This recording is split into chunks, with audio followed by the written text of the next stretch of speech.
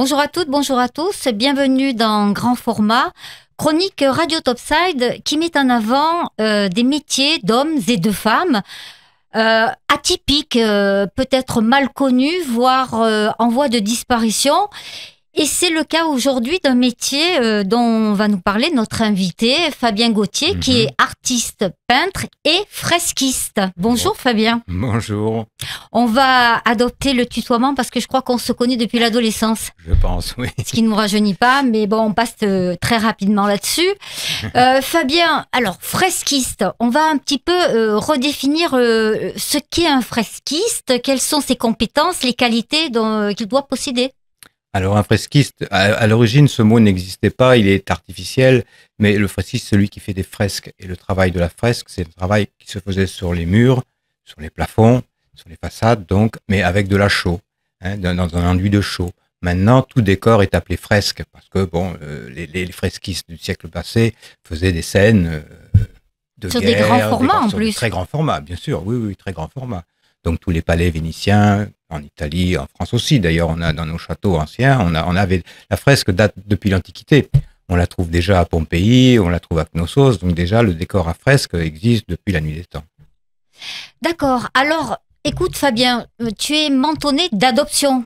Exactement. Parce que tu es né à Saumur, c'est une belle région des Pays de la Loire, qu'on appelle d'ailleurs Saumur, la ville blanche, c'est bien ça? Oui. Allez, les rois de France ont été partout, mais on a aussi la guerre de Vendée, nous, à Saumur. Bah tiens donc. Et mon château est toujours magnifique, bien sûr, ça va de soi. Que tu as quitté avec regret, on s'en doute. Pas vraiment, pas vraiment. Non, je peux dire que je choisis, j'ai une double naissance. Une fois au pied des vignes, en Anjou, et une fois au pied des oliviers, sur la Côte d'Azur. Voilà. Double naissance, c'est sympa. Et je me sens beaucoup plus latin qu'angevin, en quelque sorte. Parce que j'ai plus d'années aussi sur place que dans ma triple jeunesse. Mais je ne renie pas ma région d'origine, non.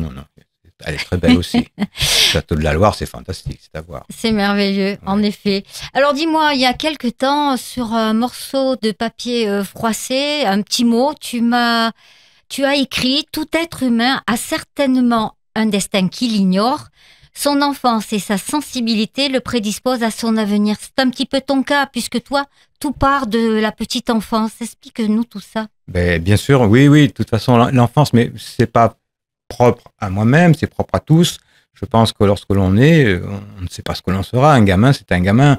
Mais un gamin, ça, il est curieux, il est sensible, il s'émerveille de rien, il regarde, il touche à tout. Et c'est son environnement qui va peut-être lui déclencher quelque chose dans le futur, sans le savoir finalement. C'est pour ça que le destin, on l'ignore. Quelquefois, on y retourne à ses premières images, à ses premiers mots, et quelquefois on s'en éloigne, mais ça reste quand même dans la mémoire. Je pense que dès l'enfance, les premières images, les premiers mots, les premières musiques aussi, marquent toujours. Mais on revient aussi, parce qu'il y a une belle histoire avec ton grand-père, ton papa également. Oui, mon grand-père était menuisier ébéniste. Donc, malheureusement, il est mort, j'avais une dizaine d'années, mais tout petit, j'allais déjà dans son atelier, donc il y avait l'odeur du bois, les cols, et puis bon, il était comme tous les grands-pères, les papis, gentils avec les petits-enfants. Fabien, on ne devient pas fresquiste du jour au lendemain. Quel est ton cheminement? Ah oui, non, c'est vrai, on ne peut pas devenir fresquiste du jour au lendemain. Tout petit, donc, comme mon papa dessinait, et puis bon, tous les petits manuels semblaient m'attirer, j'aimais faire des choses avec mes mains. Je faisais des petites constructions. Mon père dessinait pas mal de petits boy scouts parce que lui était passionné de Baden-Powell, donc il fabriquait des petites pièces en carton, des petits tipis, des choses comme ça. Donc ça m'a instruit et bien sûr j'ai voulu l'imiter. Donc la sensibilité déjà au dessin naissait tout seul. Et pendant mon adolescence à l'école, bien sûr dans les cours d'art plastique, on dira, j'étais toujours le premier à faire autre chose que ce que l'on me demandait. Donc, on me réprimandait de temps en temps. Mais on regardait mon travail avec attention et on me disait, tiens, tu fais des jolies choses. Alors, les professeurs disaient, mais fais-moi quelque chose pour moi, fais-moi un petit dessin. Je m'exécutais toujours un petit peu. Bon, après, c'était quand même du petit dessin. Il y a pendant quelques années, peut-être même une dizaine d'années, ce qui t'amène à une vingtaine d'années, la peinture de chevalet au départ. Voilà, alors oui, c'est un fait. Surtout quand je suis arrivé ici à Menton. On en parlera tout à l'heure. Voilà, c'est là où vraiment démarre ma carrière de peintre en quelque sorte. Ma volonté de devenir peintre, artiste peintre. Voilà. Mais étant jeune, pendant mon adolescence, je faisais 36 métiers, j'ai eu la chance de travailler en usine. Ça a été extraordinaire. Ça m'a tellement gonflé que je me suis dit que là, il fallait que je bouge dans ma vie et que je fasse autre chose. Donc, c'est le meilleur des déclics. Faire quelque chose qui déplaît pour commencer dans la vie professionnelle, c'est pas mal. C'est pas mal. Et donc, je dessinais encore, je faisais des petits boulots à côté, je fabriquais des petits sacs en cuir, puisque l'école de cavalerie étant à côté de Saumur, il y avait toujours des déchets de cuir que j'allais chercher chez les selliers et ils me les donnaient bien volontiers. Puis avec ça, je construisais des petits sacs. Donc, le travail manuel est vraiment continué à s'ancrer en moi. D'accord, donc là, il y a l'intérêt d'esquisser une éventuelle profession. À ce moment-là, tu prends des cours à quel endroit? Ah non, pas encore. Pas encore, il y a une étape encore. Oh oui. Ça vient encore beaucoup plus tard. En vérité, c'est mon arrivée à Menton. Quand je suis arrivé à Menton... C'était en 1972. Exactement. Je travaillais, bon, bien sûr, à cette époque-là, j'étais marchand ambulant. Je vendais des gravures dans les écoles. Enfin, on faisait aussi mettre des plantes artificielles. Enfin, je faisais plein de choses. Je travaillais dans les bars, les restaurants, bien sûr, les boîtes de nuit, tout ça. Et puis, à côté de ça, j'avais rencontré une femme avec qui je suis resté 13 ans, Annie Hibert, qui était artiste peintre, qui elle aussi était issue de la peinture de chevalet et de la laque chinoise aussi, où elle avait travaillé sur Paris dans des ateliers chinois. Et elle m'a initié à la peinture. Donc, en très peu de temps, je me suis mis à la peinture de chevalet et ça a tout de suite apparemment fonctionné.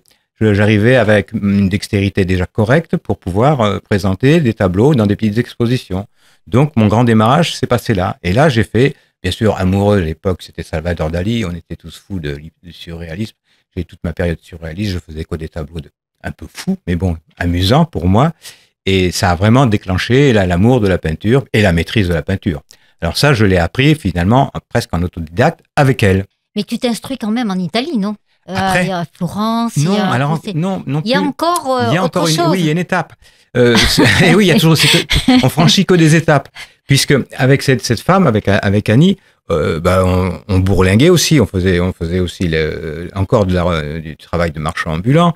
Et puis on faisait de la peinture, on faisait des expositions. Et pendant justement l'avantage que je faisais, en faisant mes trucs dans les écoles, je rencontrais plein de gens et je rencontrais des artistes, en quelque sorte, qui me proposaient de venir exposer dans leur région. Donc, je me trouvais toujours des challenges pour faire une exposition à droite, à gauche. Alors, un coup, c'était dans un château. C'était merveilleux. L'ambiance était extraordinaire. C'était toujours sujet. Bien sûr, on habitait chez l'habitant. C'était l'insouciance, les belles soirées, la fête. Mais on rentrait vraiment dans un monde pictural intéressant. Et le challenge se présentait de plus en plus. Et en rentrant sur Menton, à chaque fois, on continuait à peindre. Et bien sûr, les années passées, on gagnait pas vraiment bien notre vie. Voilà.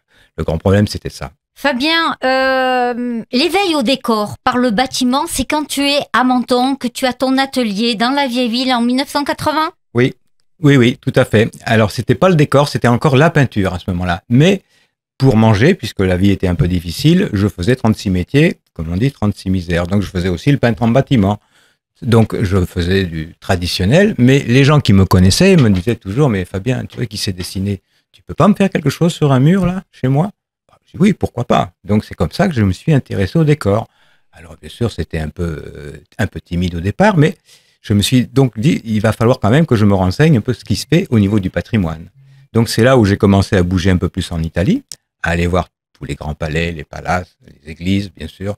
Et là, je suis vraiment... C'est l'émerveillement. C'est l'émerveillement, obligatoirement. Ah oui. Donc, il fallait quand même, là, apprendre des nouvelles techniques.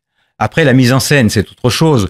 Mais un décor, la mise en scène, c'est presque inné. Quand on a emmagasiné des images dans notre cerveau, si on nous propose un sujet, bon, tout de suite, on va savoir puiser dans quel domaine trouver l'image qui va pouvoir correspondre pour faire une mise en scène, souvent le thème. Donc là, c'était rien. Mais le plus important, c'était la technique. Alors la technique, pour la dégrossir, je suis allé prendre des cours pendant 1 an ou 2 à la Chambre des métiers. De Cagnes-sur-Mer. De Cagnes-sur-Mer. Et là, bien sûr, c'était des artisans peintres qui venaient prendre des cours. Donc, ils étaient peintres en bâtiment, mais pas très doués pour le dessin, pas très doués pour la couleur. Donc, bien sûr, ils ont vu tout de suite la différence entre eux et moi. Et ils m'ont tout de suite proposé de venir travailler avec eux. Ils m'ont dit, puisque si on a des clients qui veulent un décor, est-ce que tu veux bien venir participer avec nous pour nous aider? J'ai dit, bien sûr, pas de soi. Donc, on avait appris un peu de faire du faux bois, du faux marbre, un peu de paysage, des choses comme ça. Je suis allé bien volontiers. Et c'est comme ça que je me suis dit, mais il y a certainement un métier à apprendre dans ce domaine-là. Et donc, je me suis intéressé encore plus à me documenter, à aller rencontrer des vieux dans le métier qui m'ont montré quelques astuces, comment travailler les produits et tutti quanti, et toute cette petite cuisine qui m'a permis d'avancer durant mon activité. En démarrage, bien sûr. Mais une question aussi, pourquoi la Côte d'Azur par rapport à son patrimoine déjà intéressant et puis peut-être autre chose? Qu'est-ce qui t'a attiré? Qu'est-ce qui a fait qu'à un moment donné, c'est le hasard qui t'a conduit Exactement, c'est le hasard. C'est ça. Je suis venu avec un copain avec qui je travaillais quand je faisais le marchand ambulant, qui venait là tous les ans. Et quand on arrive sur la Côte d'Azur à 22 ans, on arrivait déjà par la Grande Corniche, il n'y avait pas d'autre route. Quel émerveillement! Donc, ce qui est installé, et puis il faut dire qu'à cette époque-là, la saison commençait à Pâques, se terminait presque en novembre, donc il y avait une vie pour des jeunes exceptionnelle. Donc, je m'y suis intéressé, et puis je me suis trouvé bien, finalement, à Menton. Bon, on y est bien. J'ai beaucoup bougé entre-temps, hein. Il a fallu, mais je trouvais que j'étais bien à Menton, que c'était une petite ville si proche de l'Italie et intéressante au niveau ambiance et climat. Grand format la suite avec notre invité, artiste peintre Fabien Gauthier, qui a eu la gentillesse de venir nous rendre visite pour évoquer ce métier passion qui est le métier de fresquiste. Alors, après 53 ans de travail passion, tu te dis être la main des idées et des envies du public. Oui. Alors, sur la Côte d'Azur, en France, à l'international, c'est ça en fait. Oui, le travail, c'est simple. Après avoir commencé à avoir quelques bonnes techniques un peu au point, il fallait se vendre. Je n'allais pas toujours travailler avec les autres. Donc, je me suis décidé à faire des salons de l'habitat, des salons de la déco, des salons de peinture. Et c'est là où j'ai eu la chance de rencontrer des professionnels et des privés. Donc, j'ai obligatoirement, par le si peu de choses que je présentais, séduit un petit peu. Donc, on a commencé à me confier des jobs dans des hôtels, chez des particuliers. Et tous ces gens-là avaient toujours des besoins, on pourrait dire, personnels. C'est pour ça que tout de suite m'est venue l'idée, mais si vous voulez, je suis la main de vos idées. Vous me donnez vos idées qu'il vous plaît pour chez vous, et moi, je vais essayer de mettre en scène tout ce décor pour vous.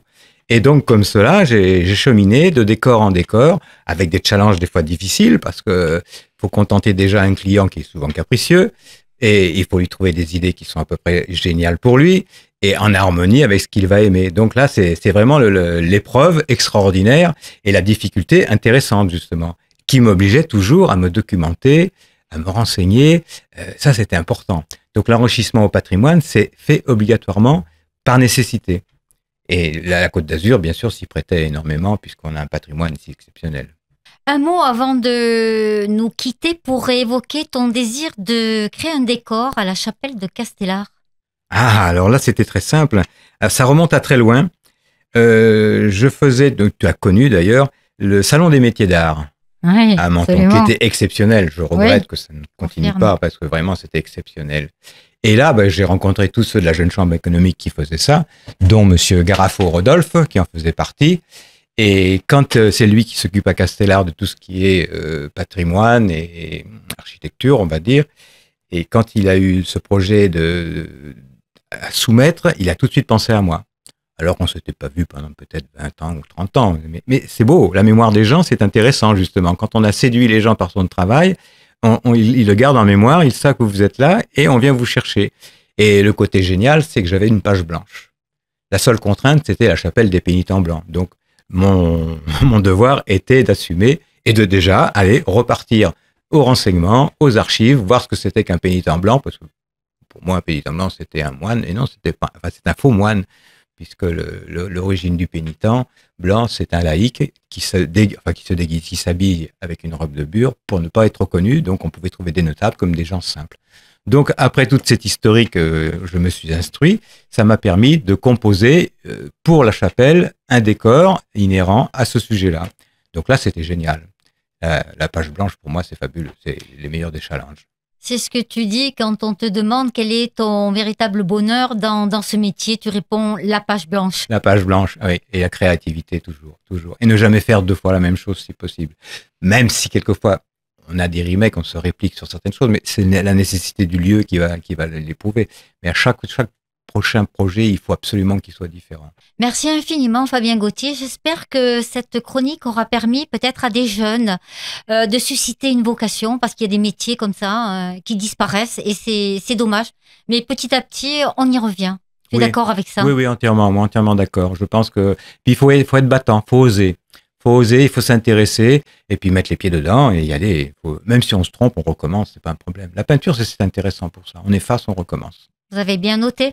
Merci beaucoup. À Merci. bientôt, Merci Fabien. à vous. Radio Topside, votre radio de proximité en DAB de Menton à Saint-Tropez.